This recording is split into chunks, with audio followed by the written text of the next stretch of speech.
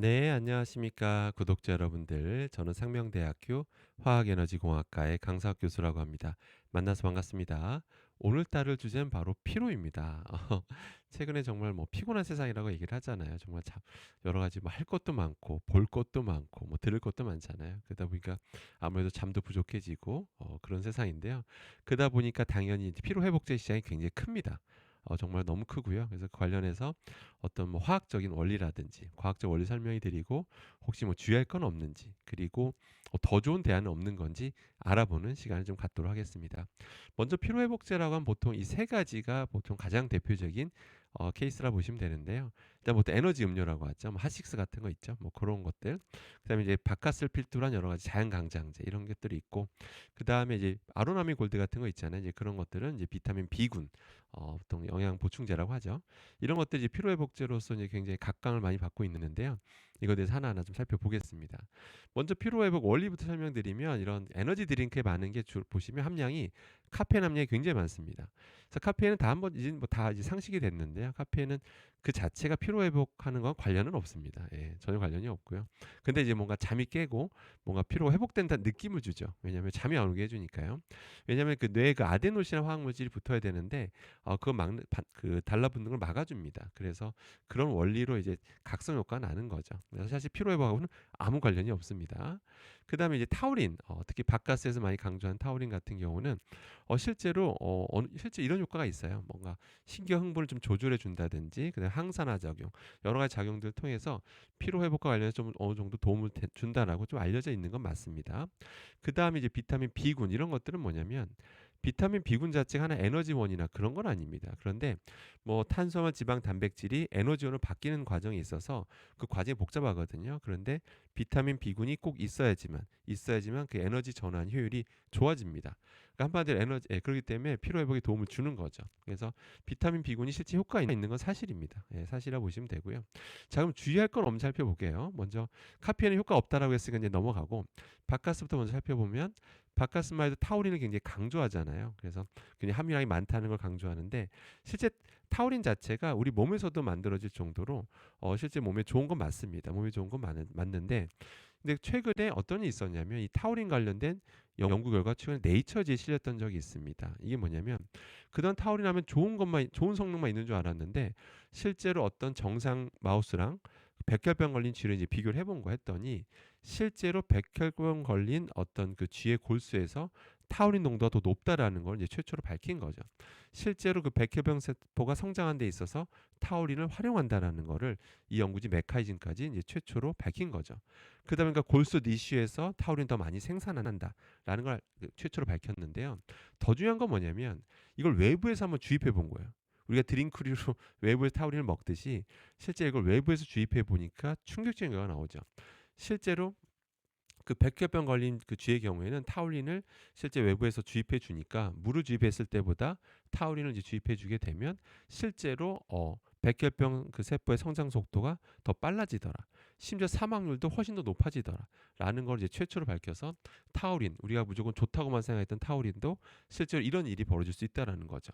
백혈병 세포의 성장 속도를 더 높일 수 있다라는 연구 결과를 보였다라는 거죠. 그러니까 너무 과하게 의존할 필요 없다라는 것들을 시사한다라고 보시면 됩니다. 그다음에 이제 비타민 B군, 뭐 아로나미 골드 같은 거라고 했는데요. 뭐 이런 광고도 있잖아요. 뭐 드신 날과 안 드신 날의 차이, 뭐 이런 거 광고도 있잖아요. 근데 그런 걸 파는 이제 제약회사가 말하지 않는 것이 있습니다. 항상 그 영양 보충제를 먹으라고 하잖아요. 근데 그런 성분들은 사실 근데 그게 중요한 거면 우리나라 식약처나 우리나라 보건복지부에서 그런 영양 보충제에 대해서 건강보험을 적용해야 되겠죠, 그죠? 건강보험을 적용해서 전 국민이 그런 걸 먹고 이제 피로로부터 해방돼야 되는데 희한하게도 어느 나라도 그런 영양 보충제에 건강보험을 적용하지는 않습니다. 왜 그러냐면 그런 비타민 B군이라는 게 다 이미 식품 내에 있는 거기 때문입니다. 예, 식품을 골고루 잘 신선식품 골고루 먹게 되면 아무 문제가 없기 때문에 그래서 건강보험을 적용하지 않는 거다라고 보시면 되는 겁니다. 근데 다만 주의사항은 있는 게 제가 항상 제 영상을 꾸준히 보셨던 분들은 제가 식물성 식품 어떤 옹호론자라는 걸 알 수가 있습니다. 예, 그거 지금도 뭐 변함이 없는 사실인데요. 근데 단 한 번도 내 극단적 채식을 또 찬양한 적은 또 없어요. 그러니까 극단적 채식하라고는 또 안 합니다. 저도. 심지어 저도 당연히 고기를 먹고요. 근데 식물성 식품 비중을 높이라고 그랬지 동물성을 완전히 끊으라고 말한 적은 없어요. 그 이유 대표적인 이유 중에 하나가 바로 그 비타민 B군 중에 B12가 있어요. B12라고 하는데요. 그거는 사실 현재까지는 식물성 식품에서 관찰이 안 됩니다. 무조건 동물성 식품에서만 그게 관찰된다라고만 보시면 되고요. 일부 학자분들이 아니다. 김에서도 B12가 관찰이 된다. 그렇기 때문에 식물성 식품만 먹어도 된다. 완전 극단적 채식을 해도 된다라고 주장하는 분들이 있는데 아직까지 학계에서 완벽하게 결론 난 건 아닙니다. 아직까지도 현재 B12라고 하는 거는 동물성 식품에서만 관찰이 된다라는 거 꼭 기억하실 필요가 있습니다. 그래서 그거에 대한 얘기는 나중에 자세하기로 하고요. 아무튼 신성 식품을 좀 골고루 먹는 주로 식물성 식품 위주로 동물성 식품을 살짝 섞는 그런 비중을 하게 된다면 비타민 B군이 모자랄 일은 없다. 이렇게 보시면 되겠습니다. 자, 그럼 한번 제안을 한번 드려볼게요. 피로 회복을 위한. 저도 뭐 당연히 과거에는 뭐 만성 피로 달고 다녔던 사람으로서 뭐 이것저것 다 해봤습니다. 사실 저런 드링크에도 의존해봤고 뭐 저런 저 영양 보충제도 의존해봤고 다 이것저것 해봤는데 가장 효과가 있었고 또 과학적 근거를 가지고 좀 설명드릴 게 있는데 먼저 그 네이처 푸드에 나왔던 어떤 네이처 자매지에 나왔던 연구 결과를 기반으로 좀 말씀드리면요. 일단 식물성 식품에 대해서 뭐 그 안에 좋은 성분이 많잖아요. 그런데 대표적인 거 하나 꼽으라고 하면 바로 이 플라보노이드라는 걸 꼽습니다. 뭐 종류가 정말 많아요. 수천 종이 있는데요. 재밌는 거는 식물성 식품마다 포함되어 있는 플라보노이드 종류가 다 다릅니다. 그게 되게 중요해요. 예, 그래서 연구진 뭐라고 했냐면 식물성 식품을 그냥 많이 먹는 게 중요한 게 아니라 과연 골고루 먹는 거. 식물식품을 골고루 먹었을 때 어떤 효과가 날까를 봤더니 그러면 골고루 먹을수록 수천 종의 다양한 플라보노이드를 먹는 거잖아요. 그렇게 했더니 실제 실험 결과 최초로 뭘 밝혀냈냐면 여러 효과가 나타나는데 산화 스트레스가 확실히 더 줄어들더라. 그냥 단순히 식물식품을 많이 먹는 것보다 식물식품을 골고루 먹는 게 산화 스트레스가 확실히 더 줄어들더라. 한마디로 결과적으로 피로 회복이 되는 거를 더 빨리 회복될 수 있도록 도와준다라는 거를 이 연구진이 최초로 밝혔다라는 거죠.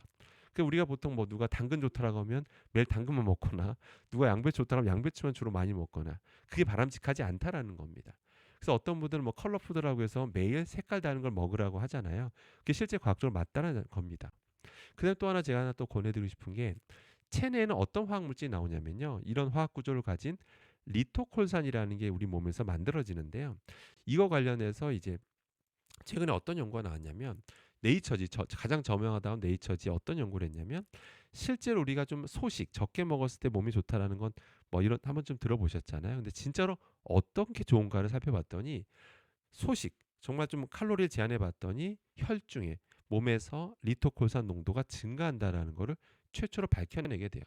아, 리토콜산이 뭐길래라고 보시면 AMPK라는 효소를 활성화시킵니다. 그럼 AMPK 효소 활성화되면 뭐가 좋냐라고 또 생각할 수가 있는데 결론부터 말씀드리면 에너지 균형도 유지되고요. 산화 스트레스 줄어들고요.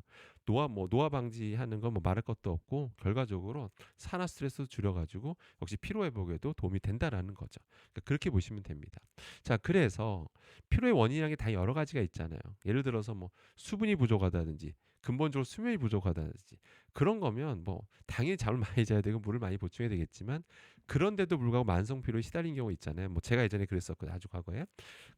그런데 이런 거를 수분을 충분히 보충해주고 잠을 많이 자는데도 만성 피로면 제 경험적으로 말씀드리면 실제로 앞서 말씀드린 대로 정말 신선한 식품을 골고루 먹어주고 다만 그 먹는 양을 좀 약간 줄여보는 거예요. 그러니까 막 너무 자주 자주 피곤해 이러면 일부러 식사량을 좀 줄여봤어요. 그 최대한 신선식품을 좀 골고루 먹어보고 그다음에 적당량의 운동 좀 뭐 오래 걷는다든지 이런 것들 해봤더니 실제로 그 어떤 방법보다도 가장 효과적이라는 것도 실제 제가 직접 경험도 했습니다. 네. 여러분 다음부터 한번 좀 들어보신 얘기기도 해요. 그렇기 때문에 여러분들 뭐 너무 이렇게 과한 어떤 드링크류 영양 보충제 너무 과하게 의존할 필요가 없습니다. 그런 거 하게 되면 뭐 일시적으로 다 효과 나는 건 다 아시잖아요. 근데 근본적으로 완전히 해결되지는 않더라고요. 그래서 실제로 진짜 식습관과 운동이 가장 중요하다라 이거죠. 그래서 결론입니다. 피로회복제라는 거 이런 카페인 말고 나머지 것들은 실제로 어느 정도 효과 있는 건 사실입니다. 다만 그거에 너무 과하게 의존하실 필요 없고요. 다른 방법, 좋은 방법이 있다라는 거 꼭 명심하시기 바라겠습니다. 항상 성원해 주셔서 감사드리고요. 저는 또 다음에 좋은 주제로 찾아뵙겠습니다. 감사합니다.